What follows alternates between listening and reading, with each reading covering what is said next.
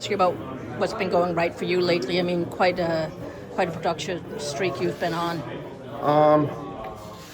Yeah, that's a good question. I think just feeling some good chemistry with different situations and line mates I've been playing with, and I think we're just reading off each other well out there and just playing just smart, sound hockey and making good decisions for the most part. So I think that's kind of what,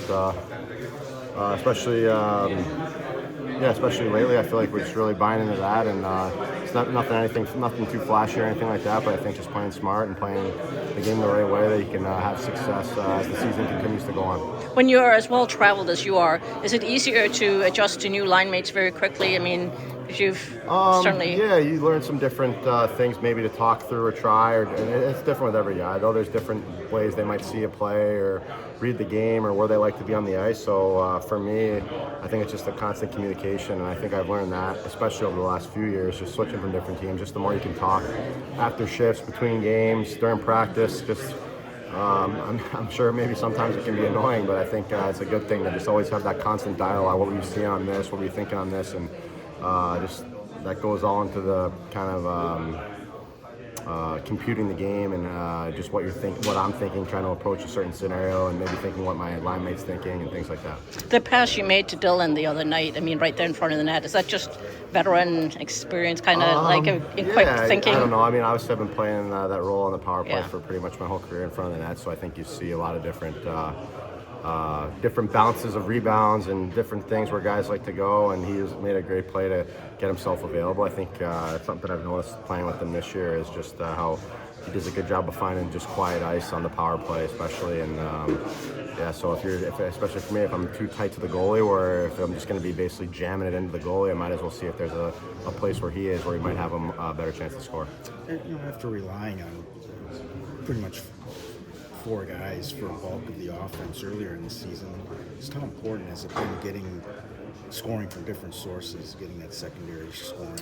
Yeah, I mean, especially over the course of an 82-game season, obviously there's going to be different ebbs and flows where guys get hot at different times and things like that, and obviously some of it can be stuff with around special teams and things like that too. So I think again, just having a consistent approach with all the guys, I think we've seen it. We've had different guys all over the lineup chip in offensively, so that's what it takes to win in this league, especially in a year like this. I feel like where the games are so compressed that you need guys chipping in all over the place. So I think we've had that, and we got to continue to keep that up. You talked about playing the net front for your whole career. I mean, how has that role changed on power plays in the modern game? It seems like there's a lot more kind of at the goal line even now.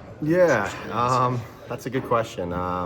I feel like it used to just kind of stick the biggest guy there and just hope for the biggest, strongest guy, and just have him maybe just stand literally right on top of the paint and just whack pucks in. But and now it's morphed into being more of an option, an outlet down low to make low plays and things like that. And that's something I think I've always kind of prided myself on, even earlier on, is just being a little bit more. Having a couple more tools in my game to be able to utilize down there than just screening and just whacking in rebounds. I think being able to, again, it can make it hard to defend, because that's the one. Usually teams are, again, inviting that play down to the goal line for whatever reason. So if you're able to make a few plays from down there, it can create a lot of space for the other plays to open up. And then obviously when you're right down there, right close to the net, it's usually a pretty good chance that can come off of it. When you got hit by a puck like the first couple times, like with a shot or something, it's like, oh man, this isn't a whole lot of fun.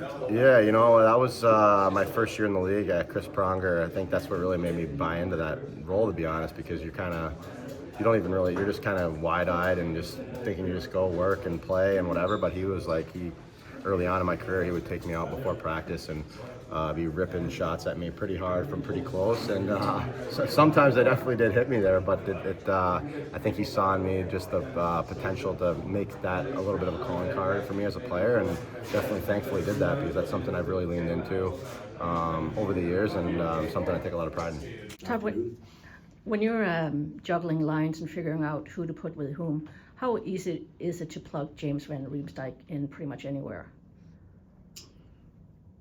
Well, one, you have, we have some evidence with him now, but we didn't really need that. We've been able to see him play over the years, and he's a stabilizing factor on the line.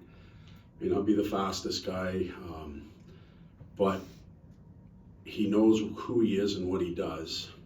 And he's been there so many times on the boards versus pressure, back checking, good reads, what's going to happen. So it's not difficult to find him line mates, but we always look at what he might complement the best or vice versa. And just to follow up, his impact on the power play, I mean, that heads-up pass he made to Dylan the other night and just in general. That's his, that's his work area is in and around the net. And a lot of times you just put somebody there for screen purposes or tip-ins, deflections. He can make plays down there. You've seen a lot of his power play goals where he uses his hands. He creates some time and space for himself, but also for others. The Dylan goal the other night's a prime example. With the Cop and JVR in particular, and then the last game, Rasmussen scored. Are you pleased with what you're seeing from secondary sources here as far as contributing, taking some of the pressure off? It seemed like the top four guys were doing most of the scoring earlier. It is, I think I used the words, you guys asked me that question, it's a must earlier in the year, and we've been able to get it. So when some of the bigger, higher end scorers on our team have gone dry, there's been that support system. And it's not just coming from one individual, it's coming from a variety of different ones in different ways. A shorthanded goal the other night, first of the season. So I'll reiterate that it's a must that we get that. And it's also a must that the big boys keep producing as the season goes on. You went to Finney and Casper with Larkin in the Ottawa game, and looked like that today as well. What can all this? There's a ton of speed on one line. Like, what can that allow and open up for them? That alone, it should put pressure on the opposition with and without the puck. If you're defending it and they're coming down on a rush with that speed on both sides and through the middle of the rink, that's a lot to handle. And now you give up the puck and they're closing on you, if you will.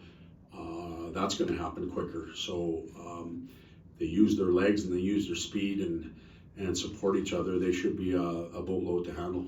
Does it put Marco in a position? I mean, I know you want him meat and potatoes as well, but to maybe use his skill a little more in addition.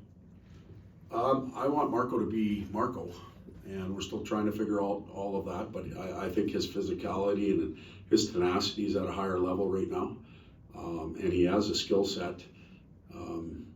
We looked at Marco's shooting percentage first half, second half last year, and just in his individual chances. I think the first half was, I forget what it was, 12% or something like that, and then it went to 35% just in his chances, actual grade A chances, which is astronomical. This year when we did the study, he was at 7.1, so that's a dramatic fall off 35 to 7.1. He's going to fall in there somewhere in between, and it'll all shake out when it's done.